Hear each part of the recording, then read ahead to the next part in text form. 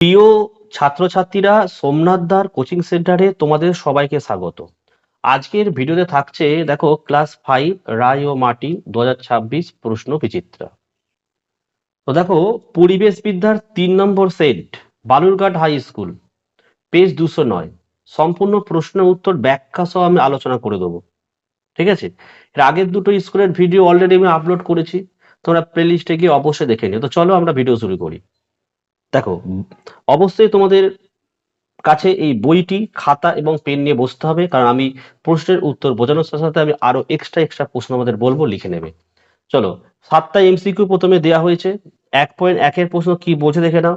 মালভূমি অঞ্চলের মাটির রং, অপশন ক লিখবে লাল। তা লাল কেন বুঝে নাও। দেখো, মালভূমি অঞ্চলে ল্যাটেরাইট মাটির আধিক্য থাকে, মানে বেশি থাকে, যাতে আয়রন অক্সাইড বেশি থাকায় মাটির রং লাল হয়, এগুলো জানতে হবে। 2 নম্বর প্রশ্ন, ডিভিসির অবস্থান যে নদীর ওপর, তা হলো অপশন গ হচ্ছে দামোদর। দেখো, দামোদর নদীর বন্যা নিয়ন্ত্রণ ও সেচের জন্য 1948 সালে দামোদর ভ্যালি কর্পোরেশন তৈরি করা হয়। সালটা লিখে রাখো, 1948 সাল। 3 নম্বরের প্রশ্ন, সবুজ বিপ্লব যার সঙ্গে যুক্ত, তা হলো এখানে অপশন গ করবে কৃষি। কৃষির সঙ্গে সবুজ বিপ্লব যুক্ত, ব্যাপারটা বুঝে নাও। বলছে উন্নত বীজ ও প্রযুক্তির মাধ্যমে কৃষিজাত পণ্যের, যেমন ধান গম উৎপাদন বৃদ্ধিকে এখানে সবুজ বিপ্লব কিন্তু বলা হয়েছে। ঠিক আছে।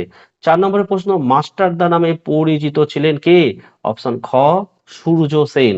দেখো, এই যে সূর্য সেনকে কেন মাস্টারদা বলা জানো?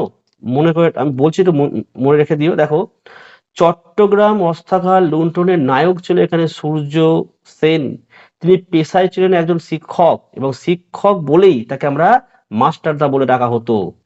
1.5 প্রশ্ন, শিশু দিবস হলো অপশন খ লিখবে 14ই নভেম্বর। কেন এই দিনটা শিশু দিবস বলা হয়? দেখো, পণ্ডিত জওহরলাল নেহরুর জন্মদিনটিকে ভারতে শিশু দিবস হিসেবে পালন করা হয়, তাই পণ্ডিত জওহরলাল নেহরুর কথাটা মাথায় রাখতে হবে। 1.6 দেখো, শ্বাসমূল দেখা যায়, কি লিখবে? সুন্দরী গাছে। সুন্দরী গাছটা কি জিনিস জানো? সুন্দরী গাছটা হচ্ছে যে সুন্দরবনের কর্দমাক্ত মাটিতে অক্সিজেনের অভাবে সুন্দরী গাছের মূল বাতাস থেকে অক্সিজেন নেওয়ার জন্য অনেকটা বস্তি টাইপের মাটির উপরে উঠে আসে। ঠিক আছে, এটা হচ্ছে শ্বাসমূল। 1.7 দেখো, আঁশ নেই এমন একটি মাছ হলো, কি মাছ?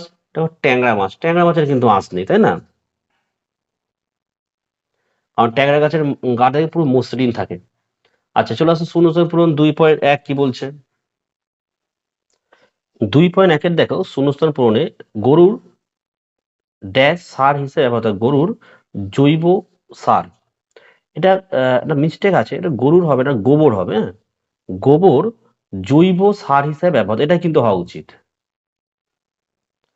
দেখো, 2 নম্বরের প্রশ্ন, ড্যাশ ভারতের সংবিধান রচনা করে ডক্টর বি.আর. আম্বেদকর। ঠিক আছে। নেক্সট দেখো, 3, উত্তরাখণ্ড রাজ্যের ড্যাশ হিমবাহের গোমুখ গুহা থেকে গঙ্গার শুরু, উত্তরে গঙ্গোত্রী। বাম স্তম্ভ ডান স্তম্ভ দেখে নাও। ভারতের সাধারণতন্ত্র দিবস, এটা ঘ হবে 26শে জানুয়ারি। 12ই জানুয়ারি গ করবে, যুব দিবস।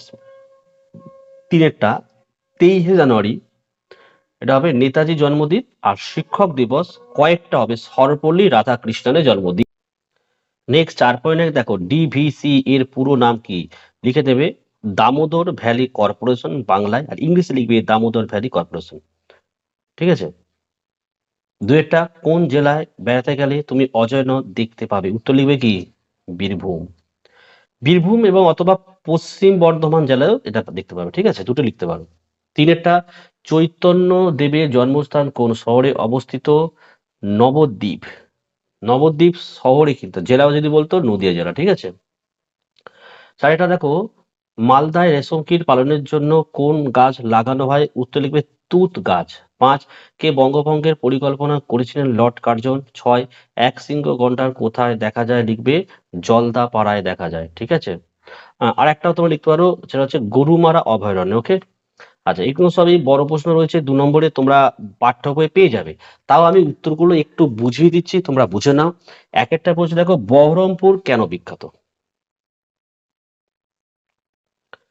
এটা তোমরা লিখে নাও। লিখবে মুর্শিদাবাদ জেলার সদর শহর বহরমপুর। মূলত রেশম শিল্প এবং কাঁসা পিতলের বাসনের জন্য বিখ্যাত। হয়েছে? এইটুকু লিখে দেবে। 2 নম্বর, তিতুমিরের আসল নাম কি? তোমরা জানো তিতুমিরের আসল নাম হচ্ছে সৈয়দ মীর নিসার আলী। তিনি কাদের বিরুদ্ধে লড়াই করেছিলেন? লিখবে তিনি অত্যাচারী ব্রিটিশ শাসক এবং তাদের মদতপুষ্ট জমিদারদের বিরুদ্ধে লড়াই করেছিলেন। বারাসাতের কাছে বাঁশের কেল্লা তৈরি করে তিনি বিদ্রোহ ঘোষণা করেছিলেন। 5.3, লুপ্তপ্রায় মাছ কাকে বলে? উদাহরণ দাও। এর আগে উত্তরটা আমি বলেছি, আর বলে দিচ্ছি, আমি লিখে নেবে।